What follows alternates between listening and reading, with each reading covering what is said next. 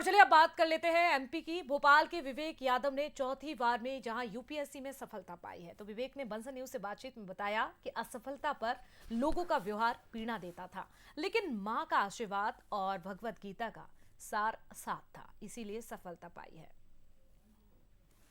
कर्मण्येवाधिकारस्ते माँ फलेषु कदाचन, ये गीता का ये वाक्य आज भी चरितार्थ है। और एक माँ के हाथ में ये आप देखिए श्रीमद् भागवत गीता भी है। शायद उस गीता के इस वाक्य को चरितार्थ उनके बेटे ने किया है। क्या लगता है माता जी, बेटे ने कर्म किया, फल की चिंता नहीं की, शायद यही कारण है कि आज यूपीएससी में सिलेक्ट हुआ? हाँ, हम कहते रहे कि बेटा आप तो आगे के लिए कर्म करते रहो, आपको सफलता ज़रूर मिलेगी। ऐसे तो आप भी गीता पर विश्वास रखते हैं? हाँ, हम पढ़ते हैं गीता को रोज। माँ का आशीर्वाद तो था ही, और लेकिन जिस तरीके से गीता का ज्ञान है वो भी आज चरितार्थ हुआ, सार्थक हुआ।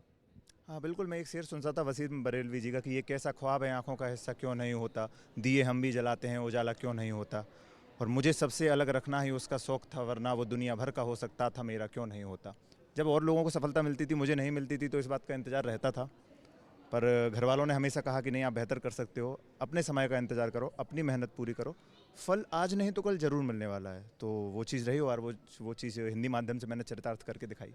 कौन सा अटेम्प्ट है और कहाँ से आपने अपना ग्रेजुएशन किया, स्कूलिंग कहाँ से की? जी, मेरा ये चौथा प्रयास रहा, और पहला इंटरव्यू था। मैंने अपनी स्कूलिंग चंदेरी मध्य प्रदेश से ही सरस्वती विद्या मंदिर से की, और मैंने अपनी ग्रेजुएशन दिल्ली विश्वविद्यालय के हिंदू कॉलेज से हिस्ट्री में मैंने ऑनर्स किया, और उसके बाद मैं लगातार सिविल सेवा की तैयारी कर रहा था। पहला और दूसरा अटेम्प्ट जब आप असफल रहे तो उस समय क्या स्थिति थी? खासतौर से घर वाले तो सपोर्ट करते हैं, लेकिन मन में क्या भाव आता है? और एक बाकी समाज जो कहीं ना कहीं इन सब जो परीक्षाओं में लोग बच्चे तैयारी करते हैं तो कहते हैं अरे यार बहुत टफ एग्जाम है, कैसे हो पाएगा, तुम तो हिंदी मीडियम से। सर, उस टाइम पे मैं बहुत फेल कर रहा था। मैंने कांस्टेबल पटवारी जैसी परीक्षाएं भी फेल करी हैं, अपने जो एमपी में हुई एमपी पीएससी जो अपनी रहती है वो भी मैं फेल कर रहा था।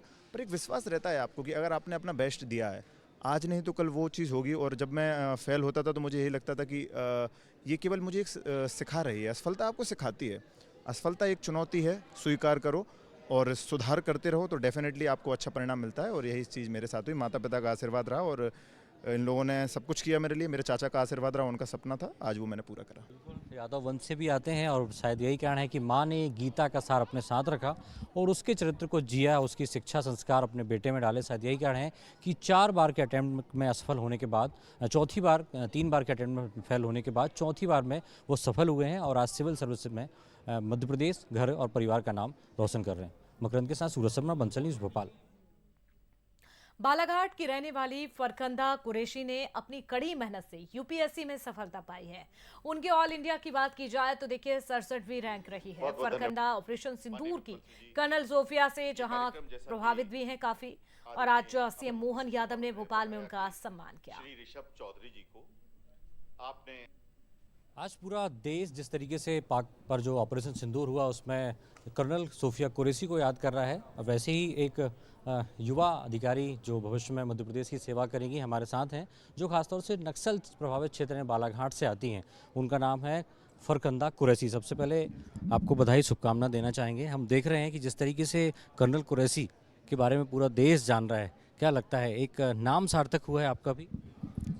जी, मुझे लगता है कि जैसे कर्नल सोफिया कुरैशी जी का नाम अभी ऑपरेशन सिंदूर में हमने देखा है, तो मैं भी चाहूँगी कि मैं वैसे ही कुछ अच्छा कार्य करूँ अपने देश के लिए, और अपने देश को और ज़्यादा डेवलपमेंट की ओर आगे बढ़ने में मेरी भी कोई एक योगदान रहे। खासतौर से जिस जिले से आप आती हैं, नक्सल प्रभावित क्षेत्र है, और कहा जाता है, हमने देखा है कि पिछले कुछ समय से जिस तरीके से ग्रोथ हो रही है, छोटा ब्राज़ील वहाँ आपका जो बगल में शहडोल बालाघाट आता है उसको कहा जाता है, तो क्या जो चीज़ें हैं वो बदल रही हैं उधर? जी बिल्कुल, चीज़ें काफ़ी बदली हैं। अब नक्सल प्रभावित क्षेत्र जो है वो काफ़ी कम हुआ है। हमारे ज़िले में हॉक फोर्सेस भी हैं, वो इसी चीज़ के लिए काम कर रहे हैं, तो नक्सलिज़म काफ़ी कम हुआ है हमारे ज़िले में पहले से। खासतौर से हम देखते हैं एक अंधी दौड़ होती है, बच्चे चाहते हैं प्राइवेट स्कूल में जाएं, बोर्डिंग स्कूल में, लेकिन आपकी पढ़ाई सरकारी स्कूल में आई हुई है और वहाँ से आप यहाँ तक पहुँचे हैं, तो क्या लगता है कि हाँ सिस्टम अब थोड़ा दुरुस्त हो रहा है? जी बिल्कुल, प्राइवेट कॉलेजेस हों या गवर्नमेंट कॉलेजेस, पढ़ाई काफ़ी सुधरी है पहले से, और क्योंकि बहुत सारे स्कीम्स हैं वो भी गवर्नमेंट इंट्रोड्यूस कर रही है, तो इससे हमारे जो युवा हैं उन्हें भी काफ़ी हेल्प मिल रही है, और एजुकेशन की क्वालिटी भी सुधर रही है। तो आप किसी भी इंस्टीट्यूट में रहिए, आपको अपना जो हार्डवर्क है वो करते रहना चाहिए। हमसे भी बात करेंगे। बेटी का नाम सार्थक हो गया? जी बिल्कुल। मुझे भी अच्छा लगा, मेरी बेटी AI रैंक ये ऑल इंडिया रैंक 67 रैंक बना हो सर। तो मैं और मेरे साथ में मेरी फैमिली के सभी लोग बहुत मतलब खुश हुए और मैं चाहती हूँ अब आगे वो देश के लिए काम करें।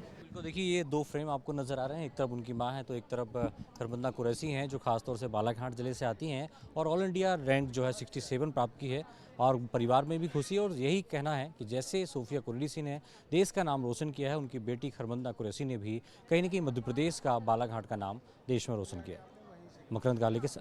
मकरंद देवस्कर के साथ सूरज शर्मा, बंसल न्यूज़, भोपाल।